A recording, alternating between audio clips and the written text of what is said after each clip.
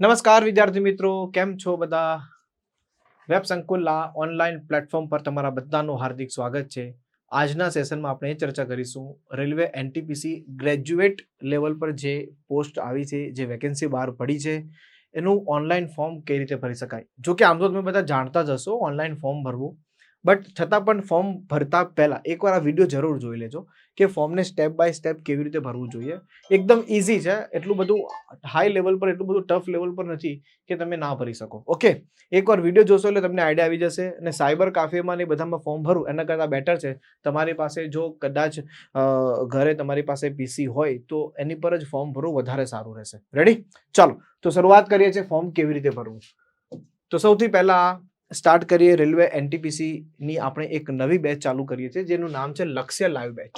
Okay, આ બેચની વાત કરીએ તો આ બેચ આપણે 29 તારીખથી એટલે કે પરમ દિવસથી ચાલુ થવા જઈ રહી છે. 8:30 થી 10:30નો ટાઈમ છે.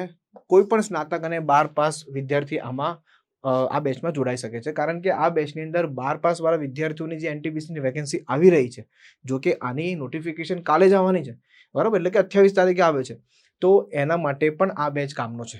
એટલે 12 પાસ અને ગ્રેજ્યુએટ બંને માટે આ બેચ કામનો છે. રેડી? ત્યાર પછી તમે જોશો CBT 1 અને CBT 2 બંનેમાં 12 પાસ અને ગ્રેજ્યુએશન બેવ માટે CBT 1 અને CBT 2 આ એની એક્ઝામ પેટર્ન છે. 250 કલાકથી વધારે લાઈવ લેક્ચર્સ લેવામાં આવશે. CBT 1 2 ની સંપૂર્ણ તૈયારી, કરંટ અફેર્સના લેક્ચર ખાસ લેવામાં આવશે. મોસ્ટ ઇમ્પોર્ટન્ટ છે વસ્તુ. Mock test, chapter wise test, lecture PDF, chapter wise 100 પ્રશ્નોની પ્રેક્ટિસ, આ બધી જ વસ્તુ તમને આપવામાં આવશે. હા, તમે જોઈ શકો છો ડેમો લેક્ચર. તો ડેમો લેક્ચર આપણા સ્ટાર્ટ થઈ રહ્યા છે 29 તારીખથી, જેમાં સૌથી પહેલા મેથ્સનો ડેમો આવશે 29 તારીખે. ત્યાર પછી 30 તારીખે રિઝનિંગનો ડેમો છે. 31 તારીખે અક્રમ સરનો જનરલ સાયન્સ, કારણ કે જે ટોપિક આ છે, તમે ખ્યાલ સામાન્ય અભ્યાસ, આ જે સબ્જેક્ટ છે એમાં 10 થી 15 માર્ક્સનું સ્પેશિયલ સાયન્સ પૂછાતું હોય છે. તો સાયન્સમાં તમને અક્રમ સર કરાવશે અને પાર્થ સર તમને જનરલ અવેરનેસ, એટલે બાકીના જે સબ્જેક્ટો છે, સ્ટેટિક જીકે છે, બંધારણ છે, પોલિટી છે, એવા અમુક સબ્જેક્ટો છે જે કરંટ અફેર્સ ખાસ, એ આ સાહેબ તમને કરાવશે. રેડી? અને આ ફક્ત 4999 ની અંદર બેચ છે. આ 4 દિવસ સુધી આ પ્રાઇસમાં રહેશે, ત્યાર પછી મે બી પ્રાઇસ વધી પણ શકે છે. તો આ ડેમો લેક્ચરમાં તમે જોઈ શકો છો. એના માટે વેબ સંકુલ લાઈવ એપ્લિકેશન ડાઉનલોડ કરશો અને આ બુકો પણ તમને ફ્રીમાં મળશે. ચાલો આગળ. તો સૌથી પહેલા રેલવે જે એનટીપીસી ની ગ્રેજ્યુએટ ની જે વેકેન્સી છે, બરાબર છે, તો એની વાત કરીએ તો 21 તારીખથી ફોર્મ ભરવાની શરૂઆત થઈ ગઈ છે. 21 તારીખથી ફોર્મ ભરવાની શરૂઆત થઈ ગઈ છે. 20 નવેમ્બર લાસ્ટ ડેટ છે. 18 થી 33 વર્ષ છે. ઓબીસી હોય તો 3 વર્ષ બીજા મળશે, અને ST અને SC હોય તો એને બીજા 5 વર્ષ મળશે. રેડી? લાયકાત કોઈ પણ ગ્રેજ્યુએટ એપ્લાય કરી શકે છે. પગાર 55,000 થી વધુ છે, કેમ કે અલગ અલગ પોસ્ટ છે. પરીક્ષા પદ્ધતિ વાત કરીએ તો CBT 1, CBT 2, DV અને મેડિકલ. જો કે આ બધી જ વસ્તુ વિશે મેં તમને અગાઉના સેશનમાં ચર્ચા કરી છે. આગળ તો સૌથી પહેલા તમારે ગૂગલ પર ટાઈપ કરવાનું છે www.rrbapply.gov.in. શું? www.rrbapply.gov.in. તમે સર્ચ કરશો ને તમારી સામે આ ટાઈપનું પેજ ઓપન થશે. રેડી? એમાં તમે લખેલું હશે 21 તારીખનું આ જે ફોર્મ ઓપન કરવા છે, બરાબર છે, આમાં. રેડી? હવે તમે જોશો આની અંદર સૌથી પહેલા એક લોગિનનો ઓપ્શન હશે, ક્રિએટ એન અકાઉન્ટ હશે, અને તો સબસ્ક્રાઇબ રજિસ્ટ્રેશન હશે. તો સૌથી પહેલા જો કોઈ નવા વિદ્યાર્થી છે જે ફર્સ્ટ ટાઈમ એક્ઝામ આપે છે, ધ્યાનથી સાંભળજો, કોઈ એવો વિદ્યાર્થી છે જે ફર્સ્ટ ટાઈમ રેલવેની એક્ઝામ આપે છે, તો એને સૌથી પહેલા અકાઉન્ટ ક્રિએટ કરવું પડશે. એટલે કે રેલવેની અંદર એક અકાઉન્ટ ક્રિએટ કરવું પડશે. એ અકાઉન્ટ ક્રિએટ કર્યા પછી ફરી પાછું લોગિન અને પાસવર્ડ બનાવવો પડશે, અને લોગિન કરીને તમારે આગળની પ્રોસેસ કરવાની રહેશે. અને જો તમે આગળ રેલવેની એક્ઝામ આપી હોય, માની લો કોઈ 2024માં એનટીપીસીની જે વેકેન્સી આવી હોય એમાં એક્ઝામ આપી હશે, ALPની એક્ઝામ આપી હશે, ગ્રુપ Dની એક્ઝામ આપી હશે, એનટીપીસી આપી હશે, આવી કોઈ પણ એક્ઝામ આપી હશે, તો એને અકાઉન્ટ ક્રિએટ કરવાની જરૂર નથી. ફોર્મ ભરતી વખતે આટલું ધ્યાનમાં રાખવાનું છે. જો તમે બીજું અકાઉન્ટ ક્રિએટ કરો છો તો ફોર્મ રિજેક્ટ થઈ શકે છે. તો સમજો, તમારે સીધું લોગિન કરવાનું છે. તમારે સીધું લોગિનમાં શું હોય, તમારી ઈમેલ આઈડી કે મોબાઈલ નંબર હશે. રેડી? તો સીધું તમારે લોગિન કરવાનું છે. અને કદાચ જો પાસવર્ડ ભૂલાઈ ગયો હોય તો ફોરગોટ પાસવર્ડ કરીને પાસવર્ડ તમને બનાવવાનું કહેશે, તમારે બનાવી દેવાનું. બટ જો અકાઉન્ટ ક્રિએટ ના કર્યું હોય, કોઈ નવો વિદ્યાર્થી છે, તો એને અકાઉન્ટ પહેલા ક્રિએટ કરવું પડશે. નેક્સ્ટ આગળ વધીએ. Okay done. તો ચલો અકાઉન્ટ ક્રિએટ કરીને એની પર જવાનું છે. અકાઉન્ટ ક્રિએટ કરશો એટલે આ ટાઈપનો મેસેજ તમને દેખાશે. રેડી? ચલો. ત્યાર પછી તમે જોશો તો અકાઉન્ટ ક્રિએટ કરીએ તો સૌથી પહેલા તમારી નેશનાલિટી તમને પૂછશે. તમે ઇન્ડિયન છો, આ તે બધી વસ્તુ. તમારો અહીંયા ફૂલ નેમ ખાસ ધ્યાન આપજો. તમારું નામ ધોરણ 10ની માર્કશીટ મુજબ જ લખવાનું છે. આ ખાસ ધ્યાન આપજો. ધોરણ 10ની માર્કશીટ, ધોરણ 10ની જે માર્કશીટ છે એના મુજબ જ પ્લીઝ નામ લખજો આની અંદર. ક્લિયર છે? અહીંયા રીટાઈપ ફૂલ નેમ છે. તમારા જો નામમાં ચેન્જ હોય, હવે અહીંયા તમારો પ્રશ્ન આવશે, જો તમારા નામમાં ચેન્જ હોય, બરાબર, જેમ કે તમારો આધાર કાર્ડમાં નામમાં થોડો ચેન્જ હોય, જેમ કે માની લો મારું નામ છે જેનિસ, JENISH, તો મારી માર્કશીટમાં H છે પણ અમુકમાં જેનિસમાં આવી રીતે સ્પેલિંગમાં ભૂલ હોય, JENIS, આવી રીતે H ના હોય, એનો મતલબ મારા નામમાં થોડો ચેન્જ છે. તો હોય તો યસ કરી દેવાનું. સમજાય છે? યસ કરી દેવાનું. ત્યાર પછી date of birth, select gender, father's name, આ બધું રીટાઈપ છે, મતલબ પાછું લખી દેવાનું એનું. સમજાય છે ને? તો ચેન્જ હોય તો યસ કરી દેવાનું, પણ 10ની માર્કશીટ પ્રમાણે જ ફોર્મ ભરવાનું છે. આગળ વધીએ. ફાધર્સ નેમ પછી અહીંયા લખવાનું છે, અહીંયા મધર્સ નેમ લખવાનું છે. જેમાં પણ હોય, ફાધર્સ મધરમાં નહીં, પરંતુ તમારા ખુદના નામમાં ચેન્જ હોય તો એનું ખાસ કરી દેવાનું છે. ચલો, તમારી ઈમેલ આઈડી, મોબાઈલ નંબર, બરાબર છે, અને આમાં ઈમેલ ઓટીપી વેરિફિકેશન આવશે, મોબાઈલ ઓટીપી વેરિફિકેશન આવશે. રેડી? હવે ખાસ ધ્યાન આપજો, 3 વસ્તુ ખાસ. એક તો તમારું નામ, બરાબર છે, ઈમેલ આઈડી અને મોબાઈલ નંબર. આ ક્યારે પણ ચેન્જ થશે નહીં. ધ્યાનથી સમજો. નામ, મોબાઈલ નંબર અને ઈમેલ આઈડી ક્યારે પણ ચેન્જ થશે નહીં. આમાં કોઈ કરેક્શન પણ થશે નહીં. એકવાર ફોર્મ સબમિટ થયા પછી મોડિફિકેશનની ડેટ ઓપન થશે, મોડિફિકેશનની વિન્ડો ઓપન થશે. એની ડેટ આપેલી જ છે. ફોર્મ ભરાયાના 2 થી 3 દિવસ પછી તમને અઠવાડિયાનો સમય આપશે કે ફોર્મમાં તમારે કંઈક સુધારો વધારો કરવો હોય, કંઈ મોડિફાઈ કરવું હોય, કંઈ કરવું હોય તો તમે કરી શકશો. બટ મોબાઈલ, ઈમેલ અને મોબાઈલ નંબર અને નામ, એમાં કોઈ જાતનો ચેન્જ થશે નહીં. ખાસ ધ્યાન આપજો. ચાલો, અને તમારે ત્યાર પછી વેરિફિકેશન થ્રુ ડિજીલોકર કે વેરિફિકેશન થ્રુ આધાર કાર્ડ કે ડિજીલોકર, તમે જે પ્રમાણે વેરિફિકેશન કરવા માંગતો હોય તમારે કરી દેવાનું છે. ઓકે, ચાલો આગળ વધીએ. આધાર કાર્ડ ના હોય તો આની વાત છે. ત્યાર પછી અહીંયા તમારે ખાસ તમારે એક પાસવર્ડ બનાવવાનો છે. હવે પાસવર્ડ બનાવો તો સારી રીતે બનાવો. આવો પાસવર્ડ બનાવો. જેમ કે હું મારો પાસવર્ડ આવી રીતે બનાવું તો એક કેપિટલ લેટર રાખું, બાકી NISH, પછી એક @ એટલે કે એક સિમ્બોલ રાખવાનો, @007, આવી રીતે. એટલે ન્યુમેરિકલ લેટર, કેપિટલ એક લેટર અને સ્મોલ લેટર. આવો પાસવર્ડ તમે બનાવી શકો છો. અમે મારી રીતે હું પાસવર્ડ બનાવું છું તો આવો પાસવર્ડ તમે બનાવી શકો છો, તમને યાદ રહે પ્રોપર. અને અહીંયા કન્ફર્મ પાસવર્ડ. ઓકે, અહીંયા ક્લિક કરશો એટલે આગળ વધી જશો. ચાલો, ઓકે, આ એ જ વસ્તુ હતી. અહીંયા ક્લિક, હા, અહીંયા ખાસ ધ્યાન આપજો. Please enter your Aadhaar card number. તમારી પાસે આધાર કાર્ડ નંબર હોય તો આધાર કાર્ડ હોય તો તમારે આધાર કાર્ડ નંબર અહીંયા રાખી રાખવાનો છે, જેથી તમારું આધાર કાર્ડ સાથે જે મોબાઈલ નંબર લિંક હશે એની પર ઓટીપી આવશે. અહીંયા આધાર કાર્ડ સાથે જે મોબાઈલ નંબર લિંક હશે એની પર ઓટીપી આવશે. વેરીફાઈ કરીને તમારે આગળ વધી જવાનું છે. રેડી? અહીંયા વેરીફાઈ કરીને આગળ વધી જવાનું છે. ખાસ ધ્યાન આપજો. અને મારા હિસાબથી જો આધાર કાર્ડથી જ કરો તો વધારે સારું. લગભગ 90% સ્ટુડન્ટ પાસે આધાર કાર્ડ હશે. ના હોય તો એને PAN card, passport, driving licence, એમાંથી કોઈ પણ ડોક્યુમેન્ટ તમે એનાથી તમે આગળ વધી શકો છો. બટ આધાર કાર્ડ ના હોય તો પ્લીઝ બનાવી દેજો. આધાર કાર્ડ બહુ જરૂરી છે. ચાલો આગળ વધીએ. અહીંયા પાસવર્ડ ક્રિએટ થઈ ગયો છે. અહીંયા કરીને અહીંયા સેવ એન્ડ નેક્સ્ટ કરશો એટલે પ્રિવ્યુ એન્ડ ક્રિએટ અકાઉન્ટ કરશો એટલે તમારી સામે આખું અકાઉન્ટ બની જશે. અકાઉન્ટ બની જાય પછી સેવ આવી રીતે આવશે. તો તમારું RRB નું અકાઉન્ટ બની જશે એટલે પાછું આ પેજ ઓપન થશે. એમાં sign in to RRB account login કરશો એટલે, બરાબર છે. તો અહીંયા મોબાઈલ નંબર, અહીંયા પાસવર્ડ રાખો, લોગિન કરશો એટલે સીધું, કારણ કે તમારે ઓલરેડી અકાઉન્ટ બની ગયું છે. અકાઉન્ટ બની ગયું છે ત્યાર પછી તમારી ઈમેલ આઈડી, પાસવર્ડ અને ક્લિક કરશો, લોગિન કરશો એટલે તમારું આગળ પ્રોસેસ વધશે.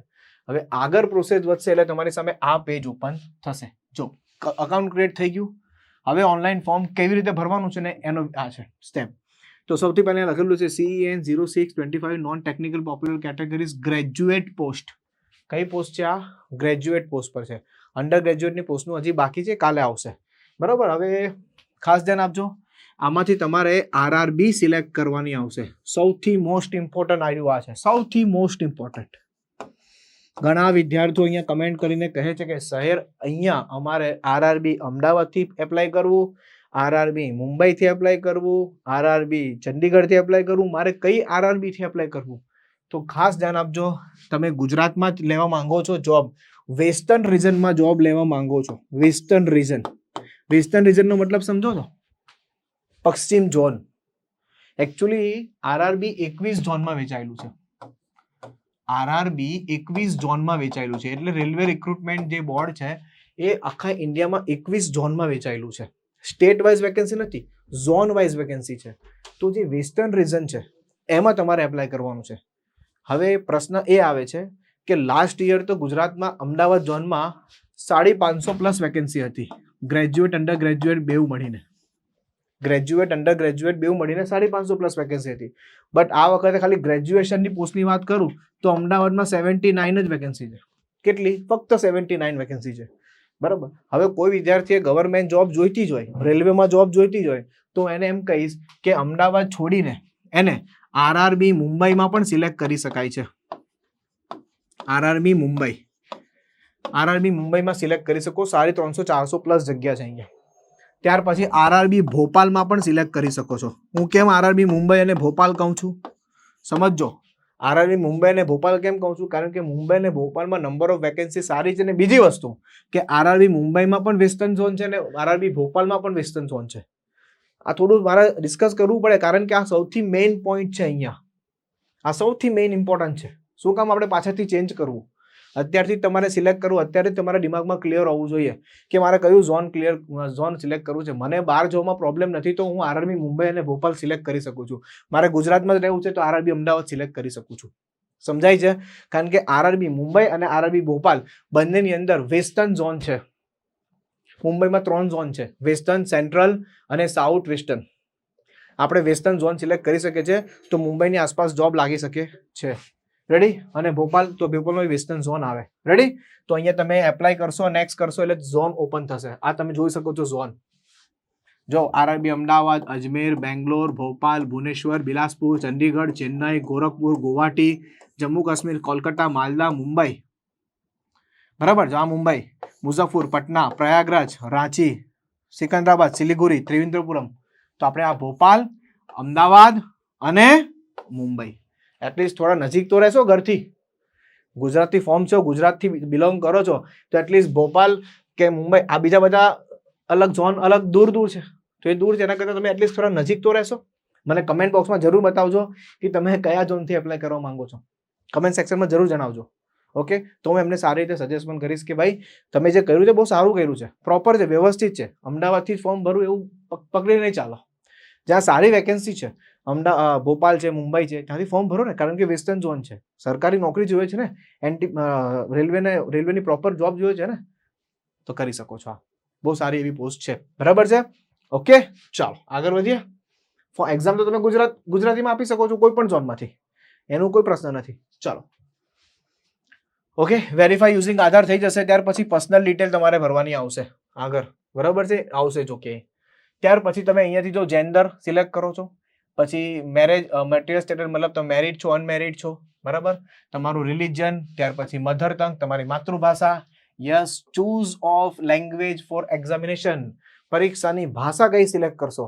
તો પરીક્ષાની ભાષા તમે અહીંયા ગુજરાતી સિલેક્ટ કરો છો તો તમારું પેપર ગુજરાતીમાં આવશે. પછી તમે મુંબઈથી પરીક્ષા આપો કે ભોપાલથી પરીક્ષા આપો કે અમદાવાદથી પરીક્ષા આપો, કોઈ પણ ઝોનમાંથી પરીક્ષા આપો, તમારું પેપર ગુજરાતીમાં આવશે. સમજાય? ત્યાર પછી તમને જોશો કંઈક માર્ક છે, જેમ કે તમને કોઈ કટ, મોઢા પર કંઈક કટ હોય તો કટ ઓન ફેસ લખી દો. પછી કોઈ બીજો આખા શરીરમાં કશે કોઈ જગ્યા પર તમને કટ લાગ્યો હોય કે કંઈ પણ હોય તો અહીંયા લખી દેવાનું છે તમારે. રેડી? ચાલો, કોમ્યુનિટી ડિટેલ્સ સૌથી મોસ્ટ ઇમ્પોર્ટન્ટ, એટલે તમારું કાસ્ટ સર્ટિફિકેટ રિલેટેડ પ્રશ્ન. તો કહેવાનો મતલબ અહીંયા તમારી જે પણ કોમ્યુનિટી આવતી હોય સિલેક્ટ કરી દેવાનું. આપણે જનરલી જો ઓબીસી હશે, એસટી એસસી હશે અને ઈડબ્લ્યુએસ હશે. ઓબીસીમાં એનસીએલ શું આવશે? NCL, non criminal. ઓકે, અહીંયા તમારું પરમનન્ટ એડ્રેસ લખી દેવાનું છે, કમ્પ્લીટ જે સિટી હોય તે બધું, તમારું જે આધાર કાર્ડમાં જે એડ્રેસ હોય એ એડ્રેસ લખી દેવાનું છે. ખાસ ધ્યાન આપજો. ઓકે, લેંગ્વેજ સિલેક્ટ થઈ ગઈ, આ બધી વસ્તુ સિલેક્ટ થઈ ગઈ. તો પછી જો ઓબીસી, ઓબીસીમાં નોન ક્રિમિનલ વાળું તમારું આવશે. રેડી? ચાલો, સિલેક્ટિંગ ઓથોરિટી અહીંયા સિલેક્ટ કરશો એટલે કઈ કઈ ઓથોરિટી તમને આ કરી આપે છે એ આપશે. ખાસ ધ્યાન આપજો, નંબર લખવાનો છે, કોમ્યુનિટી સર્ટિફિકેટ નંબર. કોઈ પણ જાતનો કાસ્ટ સર્ટિફિકેટ અપલોડ કરવાનું નથી. કાસ્ટ સર્ટિફિકેટનો નંબર લખવાનો છે અને કમ્પ્લીટલી આ જે કાસ્ટ સર્ટિફિકેટ જે છે સમજો, આ જે કાસ્ટ સર્ટિફિકેટ છે એ ઇંગ્લિશમાં જ જોઈશે. ગુજરાત ગવર્મેન્ટનું નહીં ચાલે, સેન્ટ્રલ ગવર્મેન્ટનું જોઈશે ને સેન્ટ્રલ ગવર્મેન્ટનું ઇંગ્લિશમાં જ આવશે, ગુજરાતીમાં નહીં. રેડી?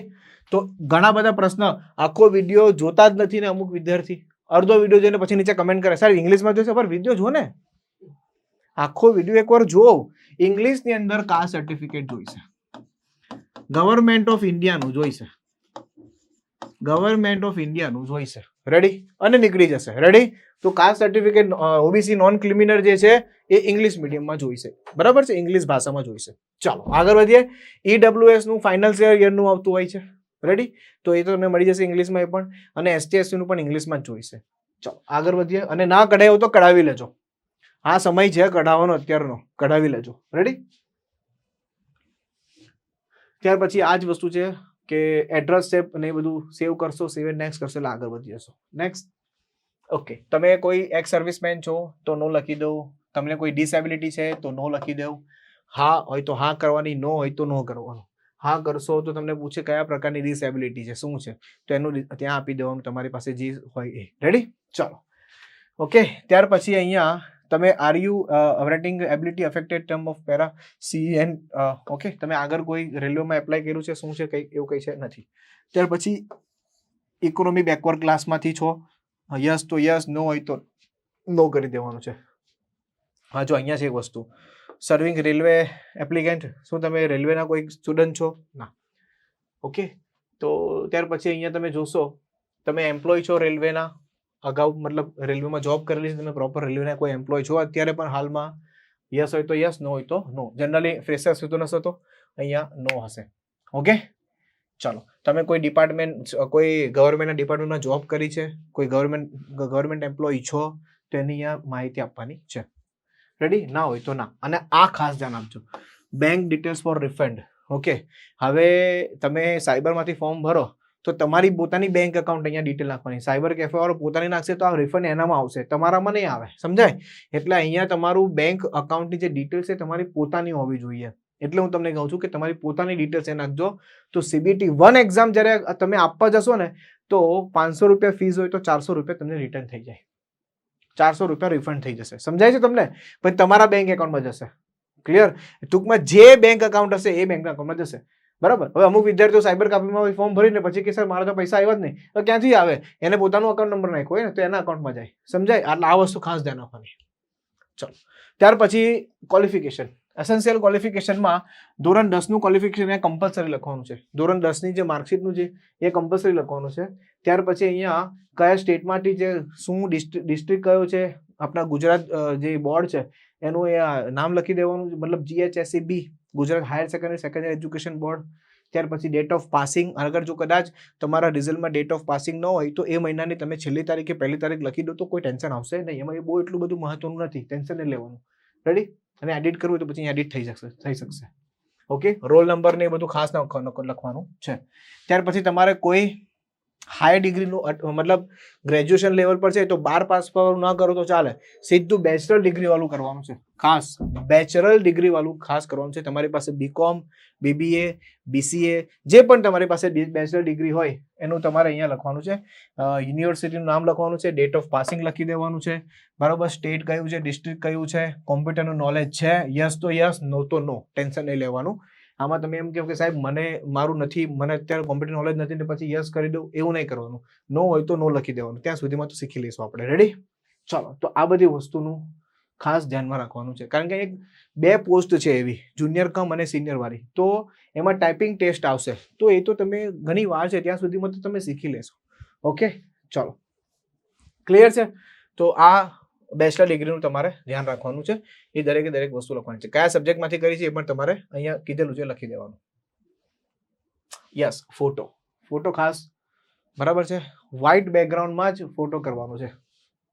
ઓકે, વ્હાઇટ બેકગ્રાઉન્ડમાં જ ફોટો તમારે અહીંયા કરવાનો છે પ્રોપરલી. રેડી? વ્યવસ્થિત ફોટો હોવો જોઈએ વ્હાઇટ બેકગ્રાઉન્ડમાં. અને અહીંયા કેપ્ચર લાઈવ ઇમેજ ફ્રોમ મોબાઈલથી પણ લાઈવ ઇમેજ પણ કેપ્ચર કરી શકો છો. ક્લિક કરશો એટલે એ આવશે બધી વસ્તુ અંદર. રેડી? ચાલો, જો આ ફોટાના સેમ્પલ આપેલા છે. આ ટાઈપના ફોટા ના હોય, બધા આ ટાઈપના હેર હોય, કેપ હોય, ગોગલ્સ હોય, બરાબર, આ ટાઈપનું કંઈક પહેર્યું હોય, આવો સિમ્પલ ફોટો આવવો જોઈએ અને પાછળ વ્હાઇટ બેકગ્રાઉન્ડ હોવું જોઈએ. ચાલો નેક્સ્ટ. સેલ્ફી વેલ્ફી નથી લેવાની. રેડી? સૌથી મોસ્ટ ઇમ્પોર્ટન્ટ આપણ છે સૌથી સિગ્નેચરનું પણ આની અંદર પાછળ આવી જ ગયું છે, એટલે સિગ્નેચર નીચે જ આપેલું છે ઓપ્શન, અહીંયા લીધું નથી પણ તમે જોઈ લેજો. હા, અને સૌથી મોસ્ટ ઇમ્પોર્ટન્ટ છે પોસ્ટ. Yes, post preference.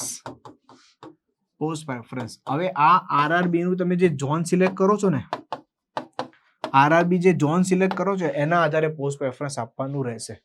હવે અમદાવાદની વાત કરું તો અમદાવાદમાં 6 માંથી ખાલી 4 જ પોસ્ટ છે, 2 પોસ્ટ પર વેકેન્સી છે જ નહીં.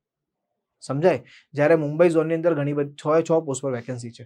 તો એમાં તમે જોશો તો ગુડ્સ ટ્રેન મેનેજર, ત્યાર પછી જુનિયર અકાઉન્ટ આસિસ્ટન્ટ કમ ટાઈપિસ્ટ, બરાબર છે, જુનિયર અકાઉન્ટ કમ ટાઈપિસ્ટ, ત્યાર પછી સિનિયર ક્લર્ક કમ ટાઈપિસ્ટ. એટલે આને સિલેક્ટ એવી રીતે કરેલું છે, બરાબર. તો તમારા આપણી પાસે અલગ અલગ જે પોસ્ટ છે અહીંયા આવી રીતે છે: goods train manager, station master, junior cum account typist, traffic assistant અને chief commercial cum ticket clerk.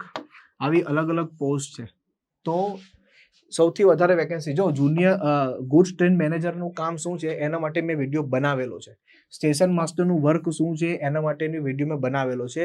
શું એમાં વર્ક પ્રોફાઇલ હોય છે, કેવી ડ્યુટી હોય છે, બરાબર છે, આ બધાનો પણ વિડીયો બનાવેલો છે. તો આ બધા વિડીયો એકવાર જોઈ લો, આ જ યુટ્યુબ ચેનલ પર છે. ત્યાર પછી તમે પોસ્ટ પ્રેફરન્સ આપો, હું તમને એમ કહું. અને તમે સિલેક્ટ કરો કે તમે આરઆરબી અમદાવાદમાંથી કરવું છે, આરઆરબી મુંબઈમાંથી કરવું છે, આરઆરબી ભોપાલમાંથી કરવું છે. તમે સિલેક્ટ કરો, તમે નક્કી કરો કે મારે આમાંથી કરવું છે. હવે એમાં પોસ્ટ પ્રેફરન્સ કયો આપવો છે તો એની અંદર પોસ્ટ પ્રેફરન્સ તમે તમારી રીતે આપી શકો છો. રેડી? જેમાં સારી વેકેન્સી છે એમાં આપો. તમારે જો બહાર જવું હોય, તમને ડ્યુટી પ્રોબ્લેમ ના આવતો હોય આગળ જવામાં, બરાબર છે, તો તમે ગુડ્સ ટ્રેન મેનેજરમાં સૌથી વધારે વેકેન્સી છે. લગભગ 5,500 વેકેન્સીમાંથી 3,000 પ્લસ વેકેન્સી તો ગુડ્સ ટ્રેન મેનેજરમાં છે. ઓલ ઓવર ઝોનની વાત કરું એનો મતલબ અમદાવાદ ઝોન અને મુંબઈ ઝોનમાં અમદાવાદ નહીં, બટ મુંબઈ અને ભોપાલ ઝોનમાં સૌથી વધારે છે ગુડ્સ ટ્રેન મેનેજરની વેકેન્સી. તો તમે એ ગુડ્સ ટ્રેન મેનેજર સિલેક્ટ કરી શકો છો. સ્ટેશન માસ્ટર પછી રાખો, એટલે તમે જે પ્રમાણે રાખશો. અને બીજી વસ્તુ, મેડિકલ લેવલ ધ્યાનમાં રાખીને કરવાનું છે, કારણ કે ગુડ્સ ટ્રેન મેનેજર અને સ્ટેશન માસ્ટરમાં A2 મેડિકલ જોઈએ. કયું મેડિકલ જોઈએ? A2 મેડિકલ જોઈએ. A2 મેડિકલ જોઈએ. હવે તમે આમાં ચશ્માવાળા વિદ્યાર્થી એપ્લાય કરી જ નહીં શકે. હવે એને અહીંયા તો કરી દીધું હોય ને પછી એ પાસ પણ કરી દે એક્ઝામ, તો મેડિકલમાં ફેલ જાય તો બધું જ ગયું. કઈ ભેંસ પાણી મેં, આ બધામાં ફેલ. આમાં એકેમાં નહીં તમને પોસ્ટ મળે પછી. એના કરતાં બેટર છે કે તમે તમારું મેડિકલ તમને ખબર છે તો એ મેડિકલને ધ્યાનમાં રાખીને પોસ્ટ સિલેક્ટ કરો. સમજાય? આ બધી વસ્તુનું ખાસ ધ્યાન રાખવાનું છે. રેડી? સો આ બધા માટે વિડીયો બનાવેલો છે. યુટ્યુબ પર તમે જોશો આપણી પ્લેલિસ્ટ, એમાં પ્લેલિસ્ટમાં બધા વિડીયો બનાવેલા છે. જોશો શાંતિથી વ્યવસ્થિત રીતે તમને આઈડિયા આવી જશે. ઓકે, આઈ હોપ તમને બહુ સારી રીતે ખબર પડી ગઈ હશે. ઓકે, તો ફાઇનલી આપણે રેલવે NTPC નો લક્ષ્ય લાઈવ બેચ લોન્ચ કરવા જઈ રહ્યા છે. 29 તારીખથી આ બેચ લોન્ચ થાય છે. તમે જોશો મારું નામ જેનિશ છે, તો મારો લેક્ચર મેથ્સ રિઝનિંગ છે બીજા દિવસે. ત્યાર પછી અક્રમ સરનું જનરલ સાયન્સનો લેક્ચર છે, પાર્થ સરનું કરંટ અફેર્સનો લેક્ચર રહેશે. પોલિટી એના માટેના પણ અલગ અલગ ફેકલ્ટીઓની ટીમ આવશે લેક્ચર લેવા માટે. ત્યાર પછી તમે જોશો પરીક્ષા ગુજરાતી ભાષામાં, તૈયારી ગુજરાતી ભાષામાં કરાવીશું. 29 તારીખથી બેચ સ્ટાર્ટ થવા જઈ રહ્યો છે. 8:30 સવારે 10:30 નો ટાઈમ છે. સ્નાતક, કોઈ પણ સ્નાતક અને 12 પાસ બે પ્રકારના વિદ્યાર્થીઓ આમાં એપ્લાય કરી શકે છે. એપ્લાય મતલબ આ બેચમાં જોઈન થઈ શકે છે અને ફોર્મ ભરી પણ શકે છે. ફોર્મનું 12 પાસ માટે કાલે આવશે. રેડી? આ મટીરિયલ પણ તમને અહીંયાથી બધું મળશે. એના માટે લાઈવ એપ્લિકેશન ડાઉનલોડ કરી શકો છો. ઓકે, આઈ હોપ તમને બહુ સારી રીતે બધી વસ્તુ ખબર પડી ગઈ હશે. તો આ હતું ઓનલાઈન ફોર્મ કેવી રીતે ભરવું જોઈએ. શાંતિથી પ્રોપર એકવાર વિડીયો જોજો, ડિસિઝન લેજો કે તમારે કઈ રીતે કયું ઝોન પસંદ કરવું છે. આ બધી જ વસ્તુઓ ધ્યાનથી વ્યવસ્થિત સમજીને પછી ફોર્મ ભરજો. અને કોઈ પણ પ્રોબ્લેમ હોય તો કમેન્ટ બોક્સમાં જરૂરથી કમેન્ટ કરી દેજો કે સાહેબ મને આમાં પ્રોબ્લેમ આવે છે, તો હું તમને જરૂર એમાં હેલ્પ કરીશ. Okay, thank you so much. જય હિન્દ, જય ભારત.